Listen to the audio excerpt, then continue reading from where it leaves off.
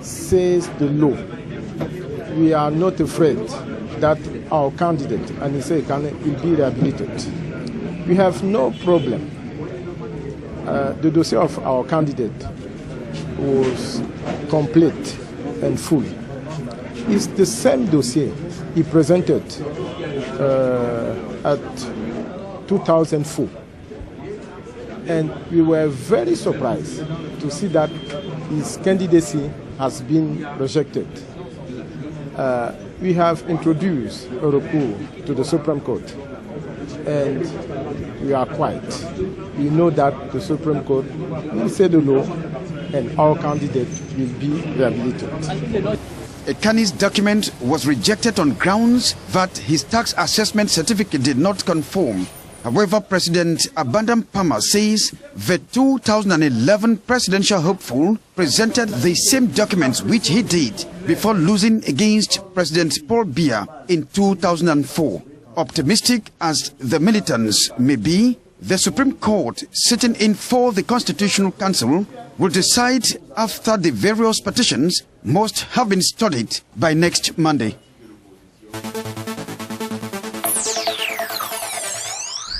Thanks for staying with us. Doctor, your name had been touted in the media, both within and out of Cameroon, that you were going to be a contender for the 2011 presidential poll. But earlier this week at the press conference in Douala, you issued a declaration. Among others, you said you don't consider the poll to be credible. You even called it a charade of a process. That's why you backtracked, Doctor. You're correct. It's true to say that my name had been mentioned as a potential presidential candidate for October 2011. It's also true that I have consulted extensively on the matter with my fellow compatriots, Cameroonian political and civic leaders, and have benefited from a lot of advice and encouragement and support.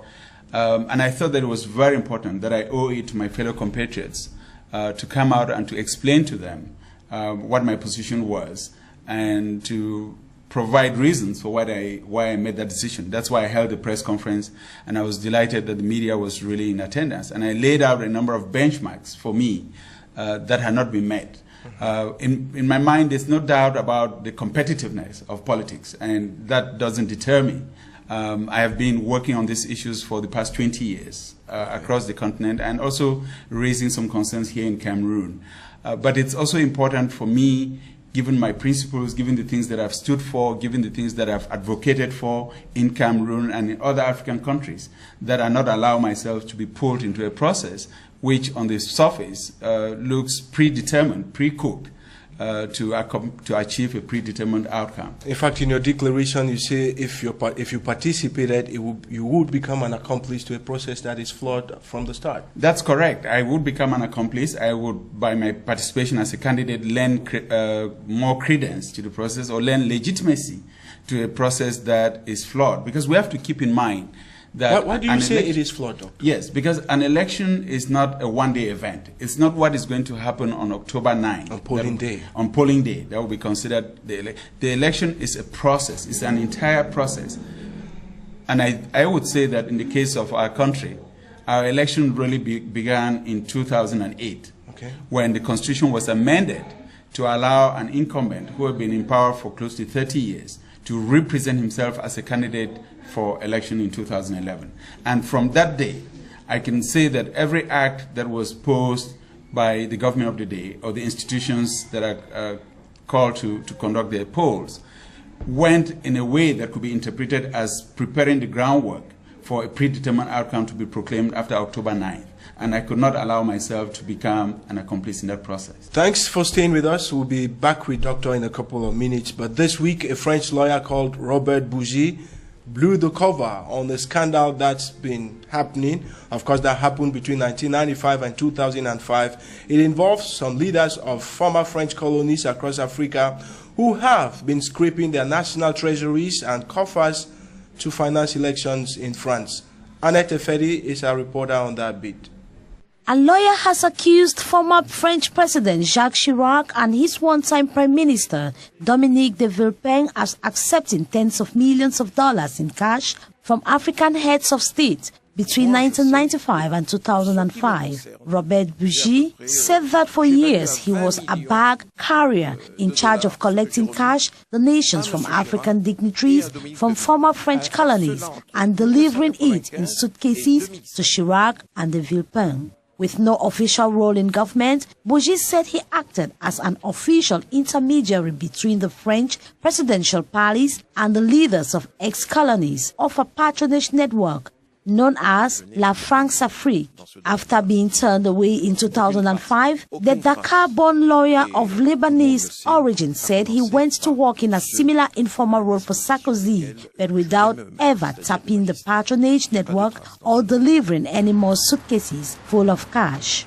Bougie, 66, said he had delivered money concealed in suitcases or in disguised containers, ranging from African drums to folded advertising posters directly to offices. The cash was donated regularly by the leaders of 5 former French colonies: Senegal, Burkina Faso, Ivory Coast, Congo, and Gabon. He added these donations increased ahead of election periods that Chirac was in power. Chirac's lawyer has said he would sue Bougie for defamation. De Villepin, on his part, gave several spirited denials to French, and his allies came out in his defense. However, French Industry Minister has expressed surprise.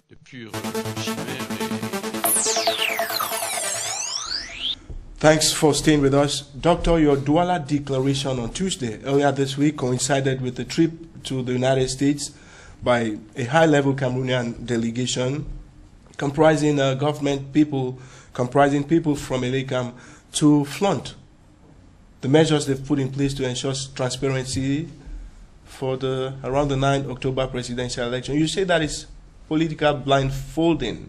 Yeah, and I think it's also a comedy of errors because Elekam has the right to go out even to Washington or Paris or London and talk about its work, and that's very legitimate. Okay. The government of Cameroon, as a government, also has the right to go overseas and hold press conferences as they see wish.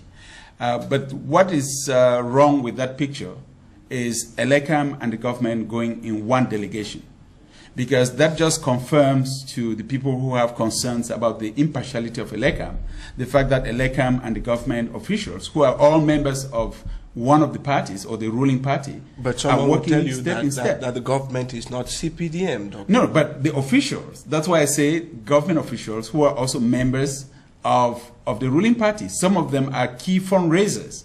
We know what happened, for example, in the Northwest and how funds were raised for the ruling party and how the role that some of these officials played. And to have these officials go to Washington with Elekam and have a joint appearance just reinforces to the skeptics the reason why there's so much criticism about Elekam. I am very worried that some people don't seem to understand that in politics, perceptions count as much as realities. And once you keep floating this perception that Elekam is not an independent body, you weaken that institution. Moreover, even the law itself that was recently amended has deprived Elekam of the ability to even announce provisional results, something that is customary practice in every country around the world, even in countries where elections are still being organized by ministries of interior. That entity has, by respect for the citizens, the obligation to at least render its homework in the public domain so that people who disagree with it can then seek legal recourse. But it's not going to happen here. And these are some of the shortcomings that just gave me the impression that this train was headed in the wrong direction. Doctor, you have rubbed shoulders. I'm taking you a bit away from our national politics, but you have rubbed shoulders with some of the most eminent personalities across Africa and the world at large. Recently, you launched the African Statesmen Initiative. Now, what is that, and who is behind you really, Doctor? Well, some of us are fortunate to have the opportunity to benefit from wise counsel and advice from a number of very seasoned African leaders. And, you know, the African Statesmen's Initiative was an undertaking to try to listen to African leaders who had succeeded in helping with democratic transitions in their countries. Okay. And we saw that a number of African countries were doing very well, while some other ones were failing by the wayside. And we thought we should consult with some of the African heads of states who had been instrumental in successful transitions to really ask them the question, why are some African countries doing better than others in terms of democratic governance?